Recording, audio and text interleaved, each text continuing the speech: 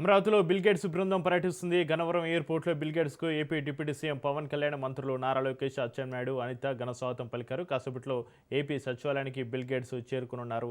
చంద్రబాబుతోటి Bill Gates భేటీ కానున్నారు. ఆర్టీజీఎస్సీ technology, వ్యవసాయంలో ఆధునిక సాంకేతికతపైన మంత్రులు అధికారులతోటి చర్చించనున్నారు.